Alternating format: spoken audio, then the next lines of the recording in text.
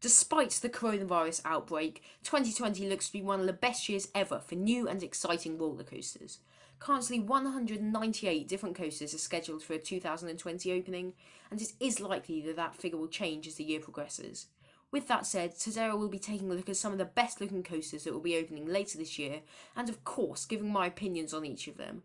There's no particular ranking to this list, it's just my thoughts on the coasters in alphabetical order. However, make sure to comment your own thoughts and opinions down below. And here's part one of this series. Kicking off the list is Abyssus at Energylandia, a new generation double launched coaster from Vekoma. Personally, I think that this will give Energylandia one of, if not the best coaster lineup of any amusement park in the world. Based off of recent concept art, construction photos, and other similar already operating coasters, it looks like Abyssus is going to be an incredibly smooth, fun, and re-rideable coaster for the park, complementing the more intense RMC hybrid coaster Zadra very nicely.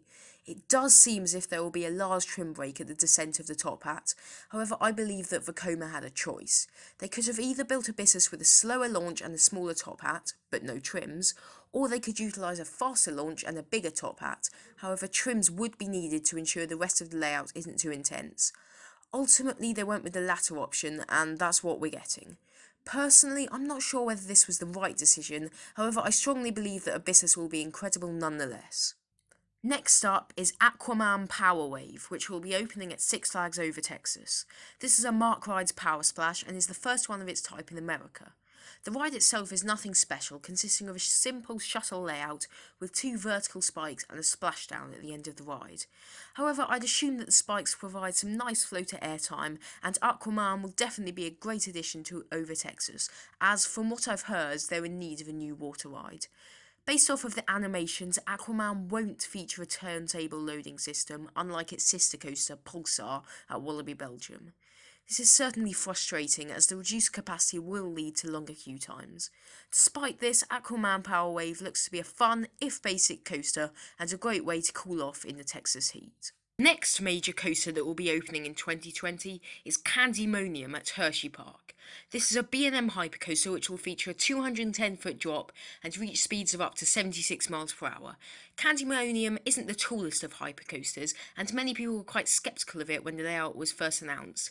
However, recent testing footage has shown that this thing absolutely flies through its layout, presumably generating high G-forces and lots of airtime. It is likely that this testing was done without any trim brakes turned on, however the footage is very promising at least. Hersheypark have created a whole new themed entrance area to go along with the coaster, and the end result looks like it will really set the tone as you enter the park. Overall, Candymonium looks really promising and may even end up being one of the best ever B&M hypercoasters. SeaWorld San Diego's 2020 edition is Emperor, the only B&M dive coaster opening this year and the first in California to be made by B&M. Emperor is what some people may call a mini dive, simply a smaller version of the coaster type with 6 cross trains that hold less riders. Despite its shorter height and reduced capacity, Emperor looks to be one of the most unique dive coasters ever created, fitting a promising layout into a small area. The coaster also features some great looking elements, including an overbank, a barrel roll, a corkscrew, and of course the signature drop into Immelman combo to kick off the ride. Like with Candymonium, recent testing footage has shown Emperor to have impressive pacing throughout, with relatively whippy elements for a coaster of this type. One thing's for sure, Emperor will be a great addition to SeaWorld San Diego, providing a ride that will undoubtedly be the most thrilling in the park. Back to Europe now with Fly, that will be opening at Phantasialand as part of a whole new themed area called Rockburg. The coaster itself will be Vekoma's first attempt at a flying coaster since 2001, apart from the Stingray coaster that once operated in China. It will also be the world's first launched flying coaster, as well as the longest of the variant to date. The ride itself looks like it will feature several snappy elements, as well as providing a graceful flying sensation over the rest of the area. Phantasialand look to be doing a great job with this coaster, and the theming surrounding the ride looks to be of the same high standard that we've come to expect with them.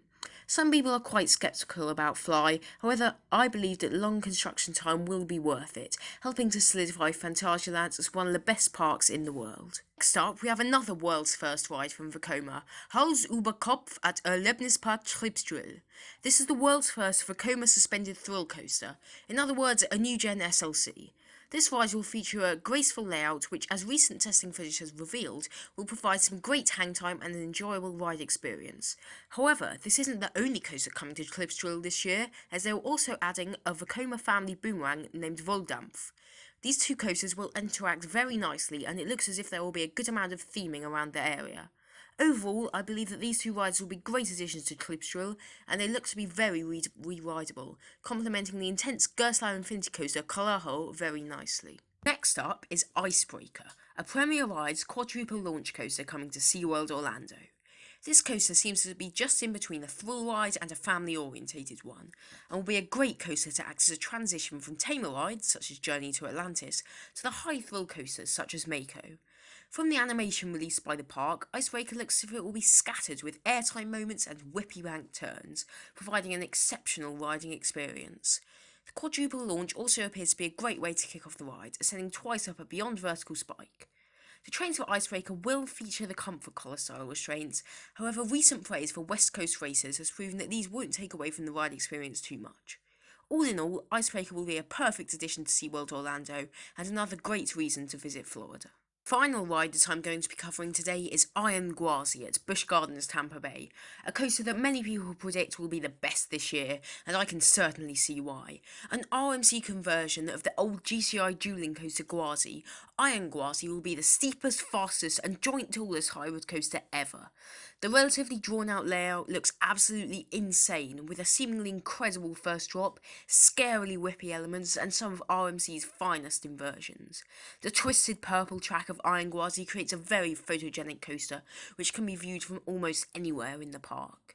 Recent testing footage has generated even more hype for this coaster, with many people saying that it will be the best in the world.